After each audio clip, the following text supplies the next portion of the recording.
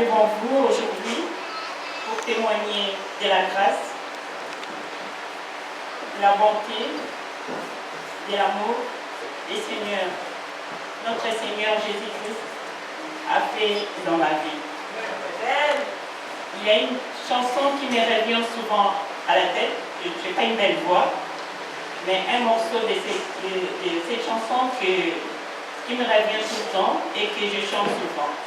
Je dis souvent, à côté kangaïté, aïe bien kozala nangaï, au côté kangaïté, aïe bien kozala nangaï, tikangaï naumela, nabo baisinayo, komote manangaï loba, gaïna dingakayo, Emmanuel, Manuel, laisse-moi te dire, l'Éternel, laisse-moi te dire, je suis l'amoureux, laisse-moi, voilà, vous connaissez tous, je pense, la chanson d'Emmanuel, voilà, c'est tout. Comme tout le monde dans la vie, on connaît des périodes de turbulence. Pendant un moment de ma vie aussi, moi aussi, j'ai été confrontée à beaucoup de problèmes.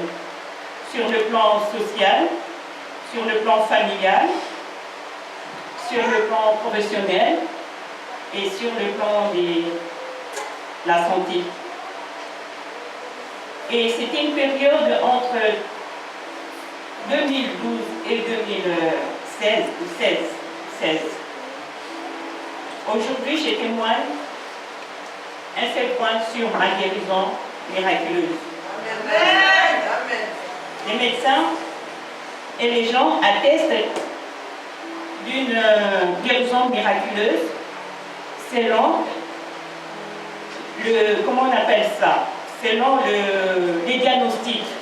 Donc, de 2014, il y a eu diagnostic, et de 2019 aussi, il y a eu diagnostic. Donc, j'ai l'historique du traitement, pas du traitement, du suivi médical que j'ai ramené là, les radiographies. En 2014, j'avais constaté que mes pieds gonflaient et mes mollets étaient gonflés aussi. Et mes jambes étaient lourdes. Il y avait tous ces symptômes-là. Au lieu d'aller chez les médecins, moi je n'allais pas chez les médecins. Je privilégiais le travail. Je devais travailler parce que j'avais une famille en charge. Il me fallait des revenus. À l'époque, mes enfants n'avaient même pas de travail. Les deux premières avaient à peine commencé les études universitaires. J'avais ma mère aussi à ma charge. Donc il fallait que je travaille. En dehors de ça, je faisais du bénévolat dans les sociales. J'accompagnais des personnes pour les démarches administratives et beaucoup de nos compatriotes avaient des problèmes de régularisation des séjours et je les accompagnais. Je privilégiais tout ça, mais ma santé à moi-même, je ne privilégiais pas. Donc, au fur et à mesure, mes pieds enflaient, mes pieds gonflaient. Un jour, j'ai décidé, je dis, non, je vais aller voir le médecin. Au lieu d'aller voir le médecin ces jours-là, j'accompagne encore une personne à la préfecture vers le matin et je vais voir le médecin vers 11 h. Dès que mon médecin m'a vu, a regardé mes pieds, mon médecin était fâché et me dit, madame, si aujourd'hui vous mourrez, que vont devenir vos enfants? Que vont devenir vos filles? Vos filles ont encore besoin de vous. Vous souffrez de la phlébite. Et la phlébite, c'est une maladie dangereuse aussi. La phlébite, ce sont des caillots, oui, qui se forment dans les artères, dans les veines.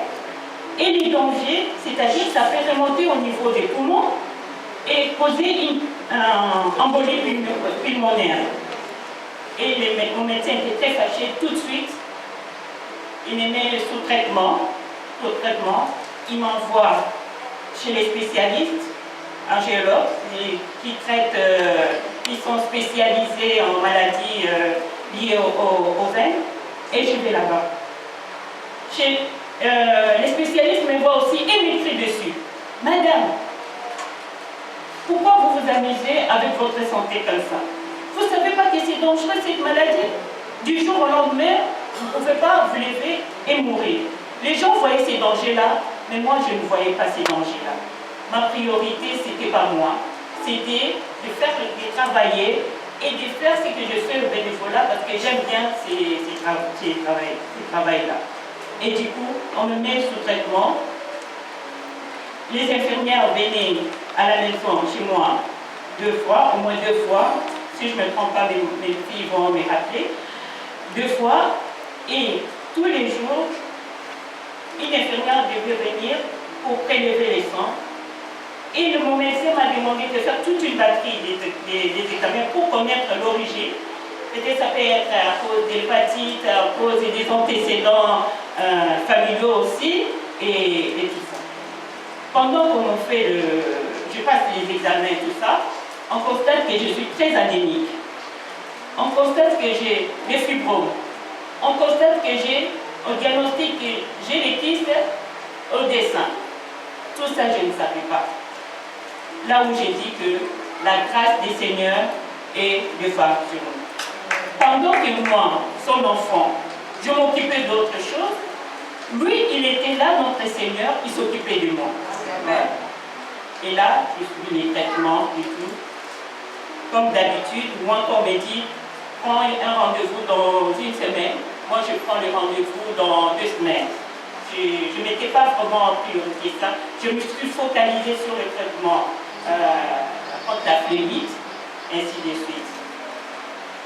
La sécurité sociale, constatant que j'avais les kystes au dessin, m'a envoyé des bons, parce que la sécurité sociale, pour les femmes arrivées à un certain âge, on préconise les dépistages, on passe des mammographies, on préconise pour les dépistages pour lutter contre les cancers du sein, parce qu'on a constaté que beaucoup de femmes meurent ici en France des cancers du sein.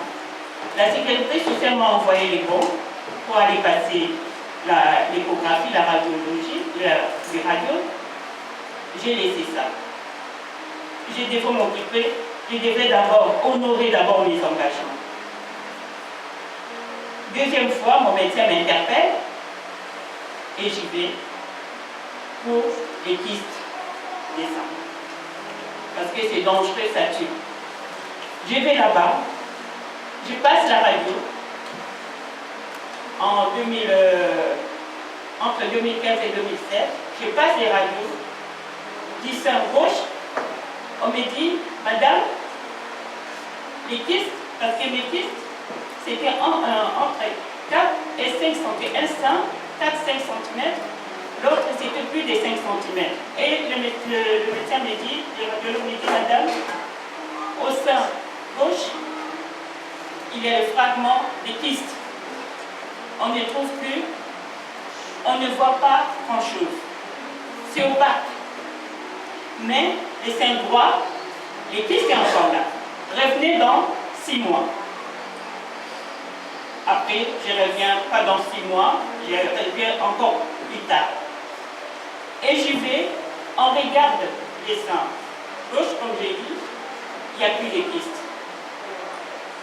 Il n'y a rien de plus, les radios sont là, il n'y a plus de kystes.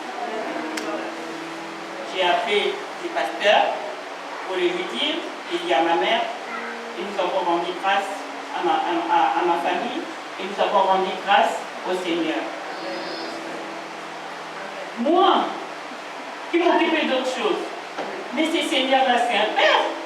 Il connaît mes faiblesses, il connaît mes qualités. Et moi, il m'a soigné sans que je me rende compte que j'étais malade, mais il m'a soigné. Sans traitement, sans opération, mes kystes, je n'ai pas eu de traitement, les kystes du sein gauche. Il restait le sein droit.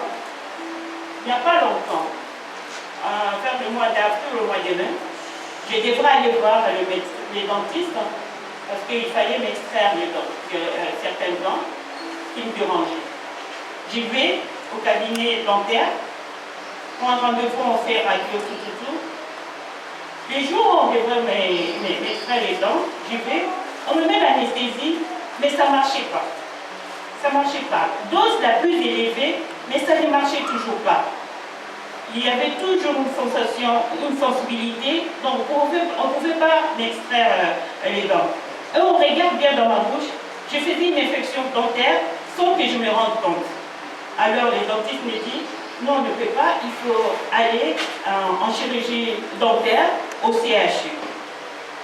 Et en sortant du cabinet médical, j'avais mal au cœur. J'étais très triste, très triste. J'ai commencé à me parler à moi-même. Seigneur, mon corps est étanché. Comment je peux négliger ce corps? Comment je peux toujours penser à autre chose, à faire autre chose? Et pendant ces temps-là, moi je souffre. J'étais triste. Pendant 30 minutes, j'ai parlé au Seigneur. Je me confie au Seigneur. Je me confie. Et de là, une idée m'est venue. Va prendre un rendez-vous chez le radiologue pour le suivi de l'autre sein. J'ai marché de la ville nationale jusqu'à Buffet-d'Herbe à pied. J'avais toutes ces parties paralysées, mais j'ai marché. Je me parlais à moi-même. Maintenant, quand je me parle, ça me fait penser à la femme qui perdait les sons. Donc je me parlais dans mon cœur, comme ça, je me parlais, et je parlais au Seigneur. J'arrive là-bas, je parlais pas bien non plus, je prends rendez-vous. On me donne rendez-vous dans 10 jours. Je reviens avec les bons qu'on m'avait envoyés par la sécurité sociale. On me fait des scanners d'abord. Après, il y avait 2 radiologues qui me demandent, qui me disent, Madame, attendez, on va faire l'échographie maintenant. Et on me fait entrer dans un autre cabinet pour passer l'échographie. Ce docteur s'appelait Israël. Alors quand je le regarde, j'ai dit, oui. Quand je le regarde, et puis je lui dis, Seigneur, tu m'as suivi jusqu'ici. Israël, tu m'as suivi jusqu'ici.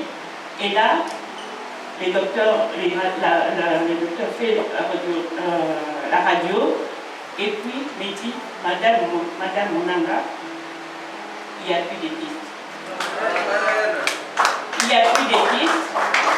Il y a un éclatement, mais vous n'avez plus de pistes. Les 200, vous n'avez plus de pistes. Vous revenez dans 6 mois pour voir, pour être suivi. Et dès que j'ai quitté les cabinets, j'ai commencé à glorifier les Seigneurs. Le Seigneur m'a traité. Le Seigneur a pris soin de moi. Sans que je sache. Et pour dire, le Seigneur, c'est un Père pour nous. Il nous connaît en tout.